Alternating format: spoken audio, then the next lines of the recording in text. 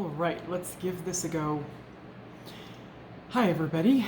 I am really glad to be coming to you today. I miss everybody so much. This part of my mission that has inserted me into the matrix via working a job has been on purpose and has been appointed, and I get that and completely on board with it, but man, I'm telling you, I will be happy when this part of my mission is through because I'm really tired. I'm trying to bring myself up to speed here because I have something short, but I think it's kind of important to tell you. I know that just a couple of days ago, Derek released a video, just a short video. It wasn't live or anything, just kind of telling us, the things that we're going about because of the circumstances around Mama B, which, by the way, I just want to tell you, Mama, that I love you and I've got you in my heart, and I'm keeping you up there in high frequency, as are all of the family, and I'm sure that you can feel that. We love you very much.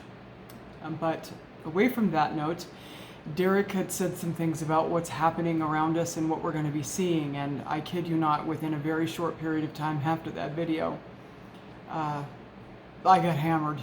Let's just put it that way.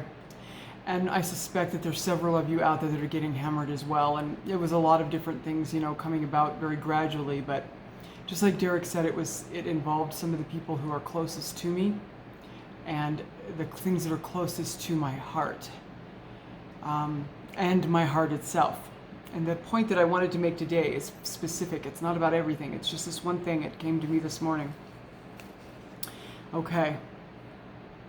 I said those closest to you. Okay. If you are here and you are on mission and you know that you're here and you're awake and you're part of this elect, your life has been a fiasco more than likely. I mean, we've got everything from drug addiction to mental illness, being institutionalized, being a loner your whole life, never fitting in, seeming like everything just goes crazy all the time and your life just seems to be in a shambles at every turn. And you can probably remember back as far as your first memories of just having this somewhat of a horrific life. And if that's you and you're awake, well, this information is for you. You see, the Matrix and the runners of this system who, love us like steaks and use us like batteries, have always known about this end game. They've always known what this was going to come to. So not only were they, usurping the entire planet full of stolen souls, they were fully aware that we were going to come here and try to thwart this. And so, if you were here on mission, and this may not be your first mission, more than likely isn't. I'm sure you've incarnated here many times to bring a process about, so that this end game that is happening right now would take place.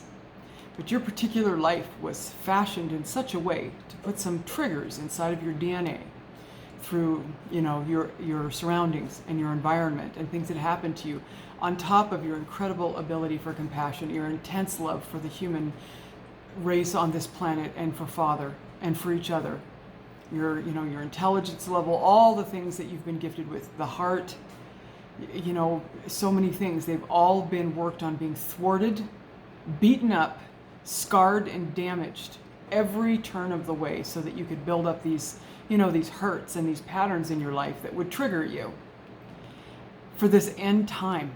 And when Derek said that those closest to you are going to start behaving in ways that you can't even fathom, and things are going to start happening around you, in these people and in circumstances around you, as that negative energy rises to meet the Christ consciousness that has risen so incredibly as of late in the last recent weeks, in this month of all threes, I discovered that the patterns that have been set in me since early childhood to try to derail me and abuse me and cause that low frequency for them to feed off, in the process of it happening, was also a divisive plan to set forth things right now in this game that would prick me right to the core of my heart. And I'm sure that there are many of you out there that are experiencing things and that just hit you, and it's like, and you just feel it in such a profound way in this flesh, in this ego that's dead, but we're still hardwired to it, right? So we're going to feel it. And that's what just happened to me. all points of what's important to my heart, and one particularly very important point that, and I'm going to try really hard not to cry because I still have a little bit of residual of human emotion there. Not believing it, not buying it, totally over it.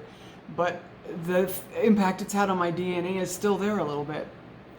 And it hurt. It hurt bad. And it sent me to a place for a few hours I didn't want to go. But what I did was allow it to come, allow it to affect me, and then allow it to leave so that it only leaves behind the truth. And the truth is that we've got this, or as my brother Robert says, we've got this.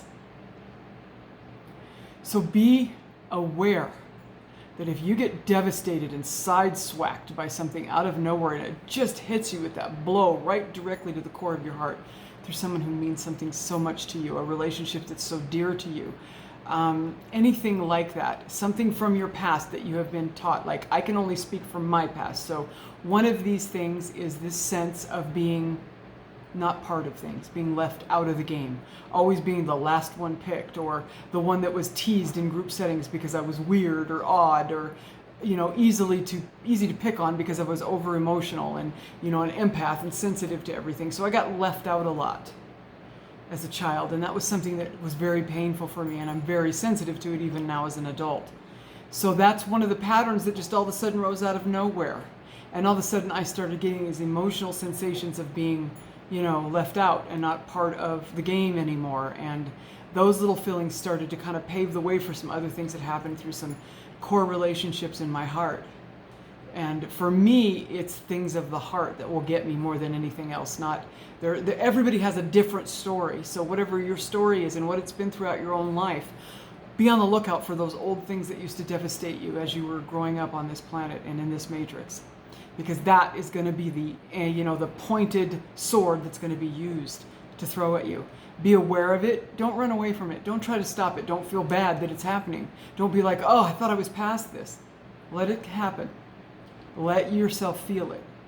And then go into that place where you and Source are. Pull strength from there. Let this emotion pass into you, through you, and out of you, because the only thing that will be left behind is the truth. Let me look at my notes here. Basically, I think I submitted this information via a letter I got. These letters get downloaded to me, and they're words straight from the Source himself, herself, whichever way you want to put it. We just use human words so we know what we're talking about. And he was very clear that no matter what you see, excuse me, just ate lunch. Apparently, I need a drink of water. This must be important. Okay?